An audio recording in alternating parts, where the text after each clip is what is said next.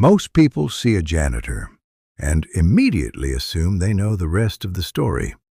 Poor, uneducated, unsuccessful, invisible.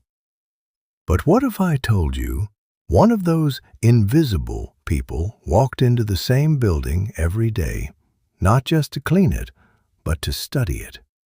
And one day, he returned to that very building, not holding a mop, but the key to the CEO office.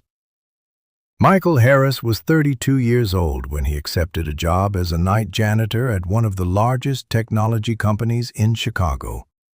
It wasn't the career he dreamed about.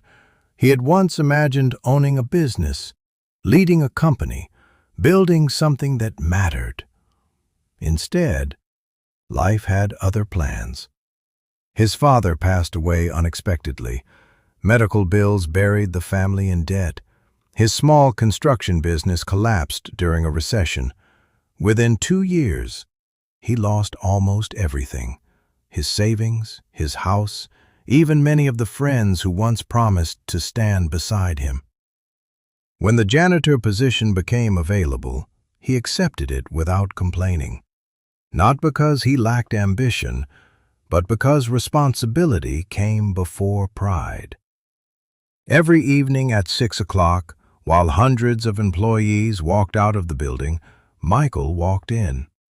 He cleaned conference rooms, polished glass doors, vacuumed executive offices, and emptied waste baskets. To everyone else, he was just another janitor. But every single night, Michael quietly did something nobody noticed. He observed. He noticed which departments produced results. He listened to conversations about leadership. He studied the books sitting on executives' desks. Whenever he found abandoned reports or business magazines headed for the trash, he asked permission to keep them.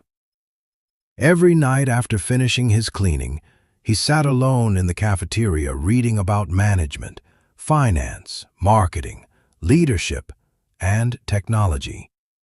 He didn't have money for business school, so he turned the company into his classroom. The security guards laughed. Some employees joked, "There goes the janitor pretending to be the CEO." Michael never responded, because he had already learned one of life's greatest lessons. People who laugh at your dream usually can't see beyond your current situation. Months became years. While others spent weekends partying, Michael spent his weekends reading. While others complained about work, he learned new software online. While others watched television, he built skills. Nobody applauded him. Nobody noticed. But discipline rarely receives applause in the beginning. Then something unexpected happened. One rainy Tuesday, the company experienced a major systems failure. Employees panicked. Executives rushed through the building. One department's backup equipment couldn't be found. Michael quietly walked over. "I think you're looking in the wrong storage room," he said. Everyone looked surprised. How could a janitor know where critical equipment was stored? Because he had spent years paying attention while everyone else rushed through life. The equipment was exactly where he said it would be. For the first time, the company's vice president asked him a simple question. "How do you know so much about this place?" Michael smiled. "I've been learning while cleaning." That conversation changed everything. The vice president discovered Michael had completed dozens of online business certifications, read hundreds of books, built small software projects at home, and understood the company's operations better than many managers. Soon, Michael was offered an entry-level administrative position. Many people would have celebrated. Michael simply kept working. He arrived early, stayed late, asked questions, accepted criticism, solved problems nobody wanted. He wasn't chasing recognition, he was chasing growth. Promotion after promotion followed. Administrative assistant, operations coordinator, project manager, regional director, vice president. Every new position brought more responsibility, not more excuses. 10 years after pushing a mop through those same hallways, the board of directors gathered for an important announcement. The company's founder was retiring. Employees whispered names, experienced executives, outside candidates, industry experts.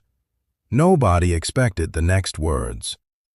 The next chief executive officer, Michael Harris. The room fell silent. Some couldn't believe it. The janitor? Yes, the janitor.